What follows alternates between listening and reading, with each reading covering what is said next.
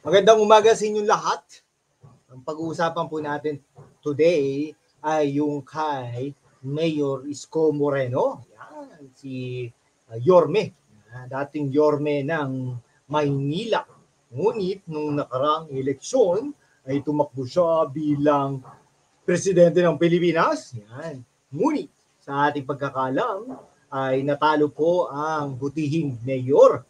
No? Kung nakikinig po kayo sa ating programa noong 2021, nakiusap po tayo kay Yorme na wag na tumakbo bilang presidente ng Pilipinas dahil siguradong matatalo siya at talaga namang nagpe-perform siya ng maayos bilang mayor ng Maynila. Ngunit hindi po nakinig, no? Hindi po nakinig sa atin ng Yorme, no? Kaya natalo po siya ng talagang milya-milya, no? Laban kay Pangulong Bongbong Marcos, kay Leni Robredo, at ang nakakalungkot ngang isipin ay pati si Manny Pacquiao ay natalo siya.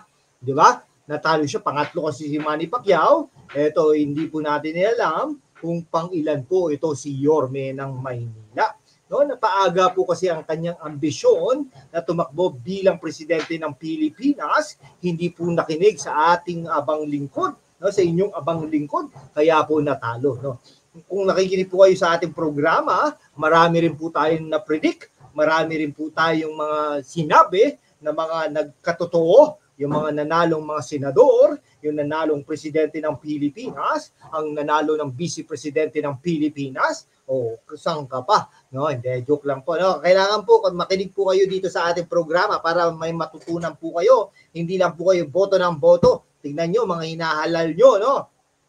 Okay. Eto pa, si Speaker Romualdez gustong tumakbo, no? Sinasabi na natin, no, hanggang as early as now, matatalo po yan si Speaker Romualdez dahil wala pa pong nanalo na Speaker of the House na presidente ng Pilipinas. Yan, ang malakas po dyan talaga na pwedeng maglaban na pagka-presidente kung hindi po magpapalit ng form of government ng Pilipinas ay si Tulfo at saka si Sara Duterte. No? Ngayon, eto, tatakbo daw ngayon si Isko Moreno bilang senador o kaya mayor ng Maynila. No?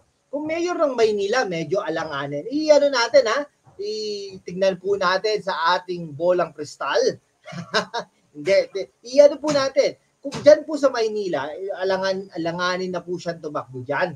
Dahil unang-una, kaibigan niya po ang pamilyang Lacuna. No? Naging pumasok po siya sa politika dahil po dun sa matandang Lacuna na amain ni Hani Lacuna na mayor po ng Maynila ngayon. Si Hani Lacuna po ay vice mayor niya nung mayor po siya noong 2019 hanggang 2022. Yan, si Lacuna. Tumakbo po bilang mayor ng Maynila at nanalo po yan.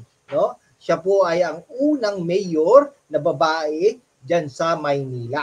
Okay, kung tatakbo siya, ay close fight po yan, pero malamang pwede rin po siyang matalo, pwede rin po siyang manalo dyan sa Maynila. Yan po ang katotohanan dyan ha, Mayor ha. Ay Mayor, makikinig ka sa akin para ikaw ay magandang patutunguhan mo sa politika. Okay? Yan, yung mga advisor niya, no, sabihin nyo, makinig kayo, #WalkWithLan. Ha, para mahusay ang kanyang ha. Ngayon, tumakbo na po yan bilang senador ng Pilipinas. Ngunit natalo po yan, no? Natalo po yan na senador ng Pilipinas, tumakbo bilang mayor ng Maynila, nanalo, na tumakbo bilang presidente ng Pilipinas, natalo. Okay? O ito po, ang magandang ano po diyan. Ngayon, sa mga surveys ay talaga namang pumapayagpag ang Isko Moreno, no? Dahil nga diyan nag-i-expose naman siya recently diyan sa Itbulaga at may Sunday show pa siya. Okay? Yan po ang katotohanan diyan. O ngayon, tatakbo siya bilang senador, no? O #WalkWithLan, mananalo ba si Mayor Isko Moreno? Ang sagot diyan, oo. Okay, yan. Bakit nga po? Dahil nga po, maganda naman ang pinakita niya bilang mayor ng Maynila. Napakalinis na luminis ang lugar nung siya talaga ang mayor. Ngayon, nakakalungkot ngang isipin, kadumi-dumi. Parang dugyutin ang itsura ng Maynila ngayon. Pasensya ka na, Mayor Lacuna, pero yun po ang katotohanan.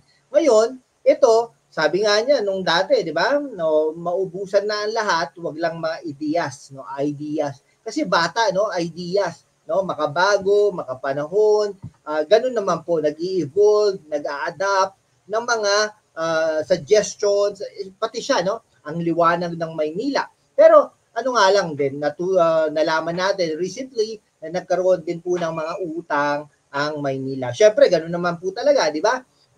At mabilis pong naipapatayo, no? Yung mga buildings diyan, no, vertical na po ang mga buildings diyan, mga eskwelahan diyan sa Maynila, no? Talagang aside from sahod ng mga guro, no, kaguruan natin ay talagang may mga allowances pa yan sa mga konsehal, sa congressman, sa mayor, sa vice mayor, aside from national, no, kumbaga. No, ganun po inaalagaan po. Ganun po sa Metro Manila, no, sa Quezon City, compared diyan sa Pampanga. Yan, yung mga iba po, no, yung mga allowances diyan na pupunta sa eskwelahan, no, sa mga principal. Dito po diretso po 'yan sa mga kaguruhan. Okay? Pagkatapos po niyan, mga professional development ay napupunta rin po sa mga guro o napapadala sa mga trainings, etc., mga researches. Okay? So yung mga promotion ng mga guro ay talagang mas madali. Kumbaga, mas madali pero syempre yung competition, matindi rin po ang competition dito sa Maynila. Okay? O tapos mga ano pa, no? In short, inaalagaan yung mga guro dito sa Metro Manila. Okay? Yung mga ganung bagay, no? Tapos, syempre, ang Metro Manila dapat magagaling ang mga guro, inaalagaan yan. No, talagang minsan mga ano pa yan, hindi na nagko-contribute ng mga outing-outing. Kundi ano na yan, sinasagot na yan ng mga politiko, ng mga organisasyon, etc. No?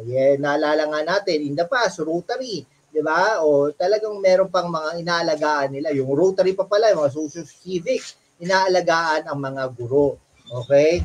Kung ako ang guro, ay kung ano, lilipat tayo sa syudad na naalagaan tayo. Okay? Yung mga ganun ha. So, yung mga guro dyan, dapat try to think of it. Pero kung okay naman ang probinsya, okay din naman. Dahil ano nga din naman, siyempre, pinsan, naalagaan din ng gobernador, ha? Pero, para mas maganda rin dito sa Metro Manila. So, anyhow, ganun po, no? Ganun po, kaya po, may pag-asa pong manalo yan si Isko Moreno. Yun po katotohanan sa senador, no?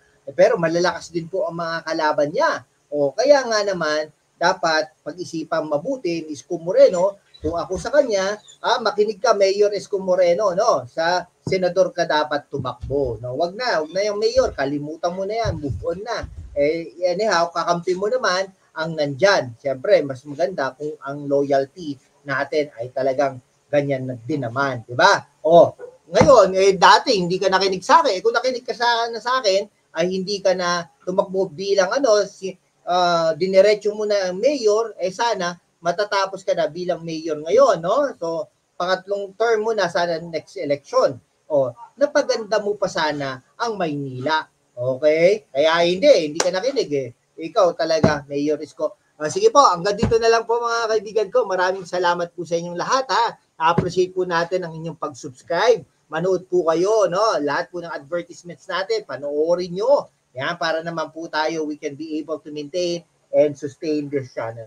Sige po, hanggang dito na lang po mga kaibigan ko. Maraming salamat po sa inyong lahat. God bless you all.